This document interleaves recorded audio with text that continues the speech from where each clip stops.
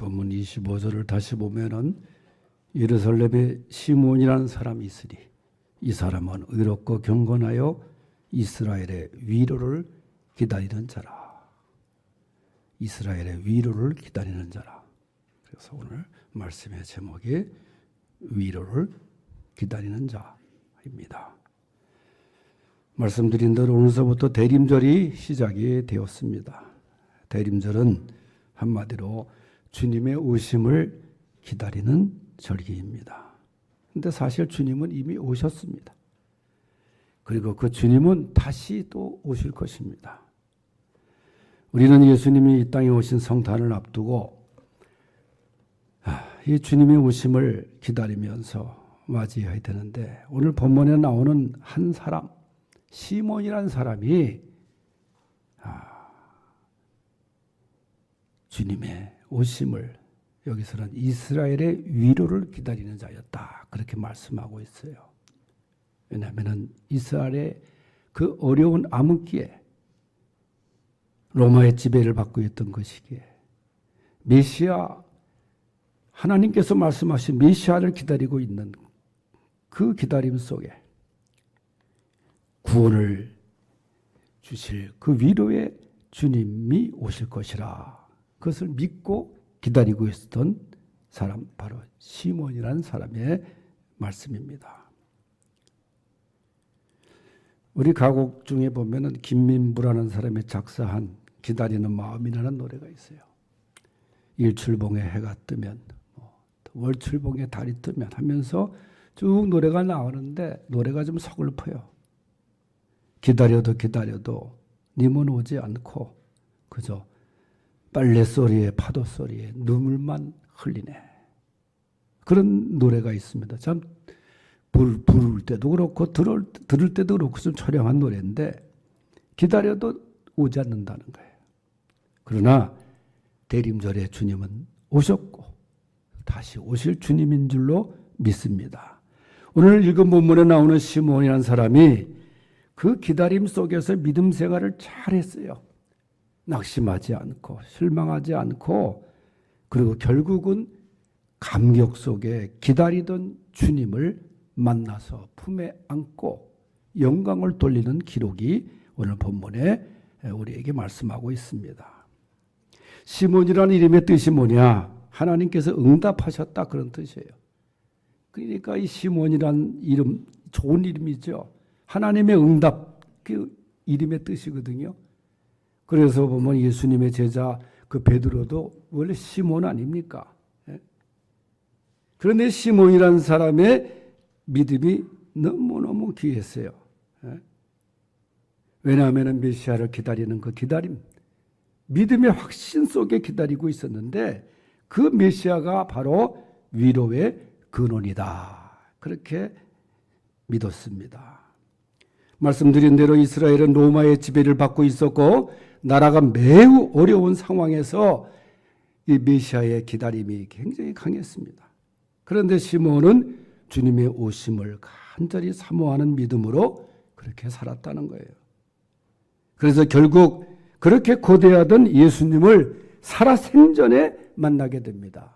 살아생전이라는 말씀을 드리는 것은 이 시몬이라는 사람의 나이가 좀 많았어요.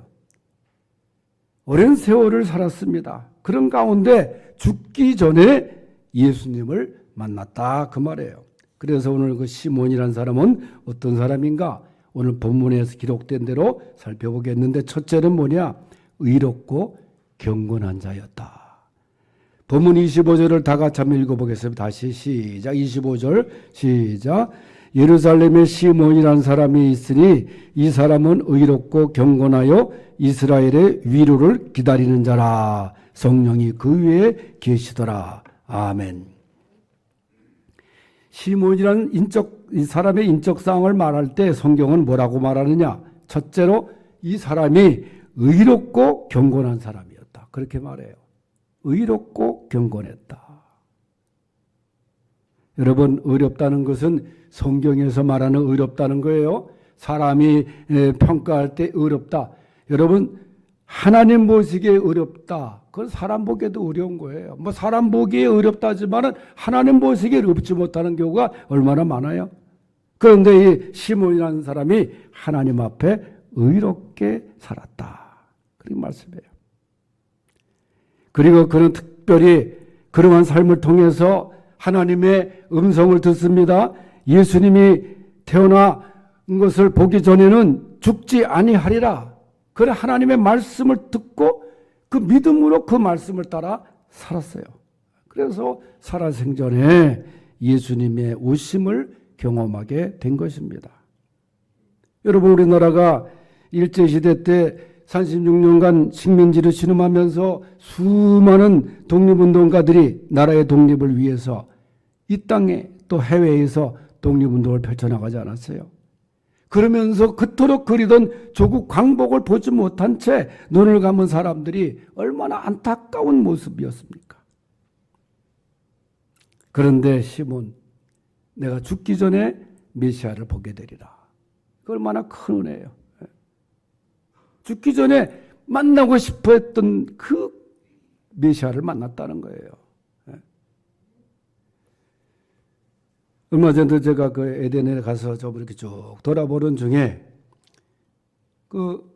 제 은사인 김창인 목사님 참 80여 평생 사시다가 이제 하늘나라 가셨는데 그분과 함께 수십 년 동안을 제가 그분 밑에서 목회를 배우고 모셨고 했는데 그런 가운데서 제가 목사님 누이 동생 2명 그 두 명이 고향 땅에 살고 있었는데 황해도에 이분이 생전에 좀 만나길 원하셔서 그 일을 맡아서 제가 조용히 그 일을 진행해 가지고 이제 최초로 96년도에 평양을 들어가지 않습니까?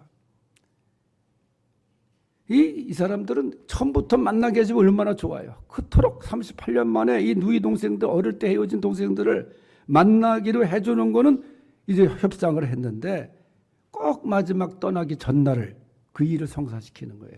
이미 다 데려다 놓고 교육을 시킨 다음에 내일 만나면 무슨 얘기하면 안 된다 뭐 그랬겠죠. 예? 겨울인데도 그때가 뭐 겨울에도 만났지만 겨울에 만났을 때는 여름 한복을 입고 왔더라고. 또 옷이 없으니까.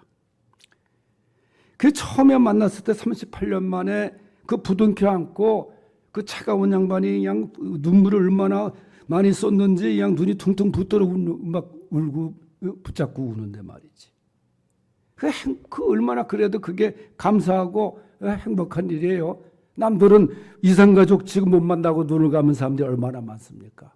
살아생전에 그렇게 만나고 싶은 사람 만나서 말이죠.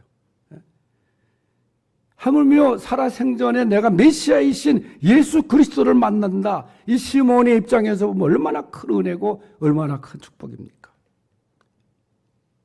시몬이 그러한 믿음의 사람으로 정말 의롭게 하나님 보시기에 의롭게 살았기 때문에 그리고 경건하게 살았기 때문에 예수님의 그 만남을 그가 갖게 된 것이 아닐까. 의롭다는 말은 하나님 보시기에 의롭다는 뜻입니다. 성경에 보면은 의로운 사람들이 여러 명 등장하지 않아요? 다 믿음의 사람들 하나님께서 의롭다 하셨지만은 창세기에 보면은 노아를 의롭다 그랬어요. 의인 노아가 결국은 하나님 말씀에 순종하고 세상의 말보다 더 따라 홍수의 심판에서 구원을 받지 않았습니까? 예수님의 육신의 아버지 요셉도 의로운 사람이라 그랬어요. 의로운 사람이기 때문에 자기 약혼자 마리아가 애가 생겼을 때도 조용히 그 문제를 정리하려고 했던 당시의 시대적인 또 율법적인 입장에서는 파혼을 하고 그 다음에 그 마리아를 아주 파멸시킬 수도 있는 그런 입장이었지만은 성경은 의로운 사람이기 때문에 그 마리아도 그 태중에 있는 아이도 살리기 위해서 성경은 조용히 그 문제를 문제 삼지 않고 끊고자 했다. 그렇게 얘기를 해요. 아리마대 사람 요셉도 의롭다는 말로 얘기를 해요.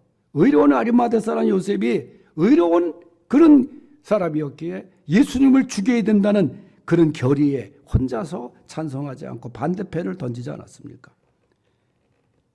하나님은 의로운 사람들을 원하십니다. 의로운 사람들을 축복하십니다. 본문에 나오는 시므온이 의로운 사람이었다는 거예요. 그리고 동시에 경건했다 그랬어요. 하나님을 두려워할 줄 알고 얼마나 하나님 말씀을 그가 공경하고 준수했는가를 알 수 있어요. 말라기 선지자 이후에 약 400년 동안 이스라엘은 암흑기라 그래서 선지자가 나타나지도 않았어요. 이런 침묵 시대에 살면서도 이 시므온은 예수님의 탄생을 확신하면서 끈기 있게 기다리는 믿음 속에 그는 보낸 거예요.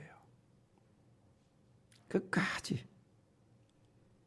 지금 우리의 눈앞에 전개되는 여러 가지 불신과 타락과 세상 풍조가 얼마나 어지럽게 지금 진행해 가고 있습니까? 그러나 우리는 아리마대, 오늘 봄에 나오는 시몬처럼 그저 매일매일을 새롭게 그리고 의롭게 그만 하나님 바라보고 경건하게 살아갈 수 있는 오늘의 시므온처럼 살아갈 수 있기를 바랍니다. 이것이 하나님께서 대림절을 보내는 우리에게 요구하는 삶의 모습이에요. 의롭게 살아라. 경건하게 살아. 두 번째는 성령 충만한 자였습니다. 25절 우리가 이제 하반절에 보면은 성령이 그 위에 계시더라. 저는 이 말씀이 얼마나 귀하고 귀한 말씀인지. 옛날에 이 성화를 그린 그림을 보면 이 거룩한 표시, 세키나닌가 그런 말, 이 동그라미 2개. 어떤 예수 안 믿는 사람은 담배 연기라 그런 사람들 저렇게 동그랗게. 근데 그게 거룩한 그 표시거든요. 그 위에. 그런데 이 시므온이 성령이 그 위에 항상 계셨다는 거예요. 성령이 계시는 사람 누가 감히 그를 흔들겠어요. 26절에는 또 뭐라고 말했냐면 성령의 지시를 받았다. 여러분 오늘 본문에 보면 이 시므온이라는 사람이 계속해서 또 27절에는 성령의 감동을 받았다. 여러분 이런 성령의 사람이 어디 있어요? 성령이 계시고 성령의 지시를 받고 성령의 감동을 받고 말이죠. 아주 성령으로 똘똘 뭉친 사람이 시므온이에요. 성령 충만한 사람이었어요. 우리가 읽지 않은 사도행전에 넘어가서 성령의 역사가 강하게 나타나지 않습니까? 사도행전 2장에 가면 오순절에 성령 강림 사건이 막 나타나는데, 그런데 시몬이라는 사람은 그 이전에 이미 성령을 충만히 받은 사람이에요. 오늘 본문에 그렇게 얘기하지 않습니까? 성령이 저런 시공간을 뛰어넘어서 역사하는 거예요. 여러분, 성령이 역사하고 성령의 임재 속에 살아가는 것. 성령을 받으면 우리 마음에 기쁘고 평안이 오고 말이죠. 그래서 성령을 근심시키지 말라 그러지 않았어요? 왜 걱정하느냐? 성령의 지시를 받은 사람은 정말 행복한 사람 아니에요? 사람 지시에 따라서 움직이는 사람이 얼마나 많습니까? 그런데 성령의 지시를 따라 사는 사람은 반드시 행복한 삶이 되는 것입니다. 이 성령의 지시가 어떻게 나타나느냐? 기도를 통해서 나타나는 거예요. 기도를 통해서. 하나님 말씀의 뜻을 따라서 어떤 사람은 그냥 성경을 덮어놓고 있다 확 펴서 눈에 들어오는 말씀, 그것이 성령의 지시다. 그건 잘못된 거예요. 처음부터 읽어지 왜 쪽쪽 책에 옛날에 어린 시절에 그냥 사람 제일 많이 나오는 게 사회책인가 도덕책인가. 그래서 사람이 더 많이 나오면 적게 나온 사람 그 숫자대로 팔뚝을 때리지 않았습니까? 하도 놀이기가 없으니까 그런 걸로 놀이를 했던 적이 있어. 저 국민학교 다닐 때. 그래서 제일 책 페이지 중에 기분 좋은 페이지가 뭐냐? 조에 서는 그림. 애들이 얼마나 많이 서 있는지 그게 이기는 거야. 그게. 여러분 성경을 그렇게 읽으면 안 되는 거예요. 옛날에 나온 얘기지만 어떤 사람이 성경을 더 구체적으로 지시를 받기 위해서 성경을 딱 펴가지고 손가락으로 딱 찝는 대로 딱 찝히는 그 구절대로 살겠다고 결심하고 딱 펴서 찍은 게 뭐냐면 글쎄 가련 유다가 목 매달아 죽으니라. 그게 나온 거예요. 자기도 목을 매이지. 자승처럼 여기 안성에서 조계사 총무원장 출신이 저 분신자살했잖아요. 그것도 참 얼마나 잘못된 결입니까, 여러분. 그래서 이 사람이 가련 유다가 목 매달아 죽으니라 찍었으니까 이게 뜻이 아니다. 내가 오늘 이렇게 살면 안 되지. 다르게 또 다른 쪽을 해서 눌렀더니 뭐가 나온지 아세요? 속히 이 일을 행하라. 빨리 죽으라는 거예요. 빨리 죽으라. 네.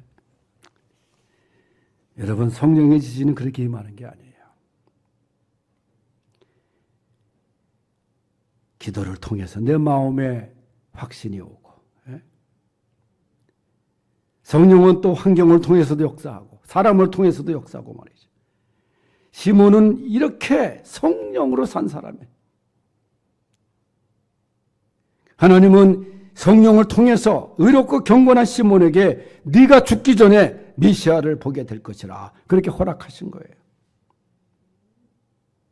오늘 성전에 들어가게 된 것도 오늘 말씀에 성령의 감동으로 들어갔다는 거예요. 27절에. 여러분 오늘 이 시간에 성전에 들어온 것도 성령의 감동에 의해서 들어온 줄로 믿습니다. 오기 싫으면 내가 안 오는 거예요. 설악산에 가고 가는 거예요. 성령의 감동으로 오게 하시는 거예요, 우리가.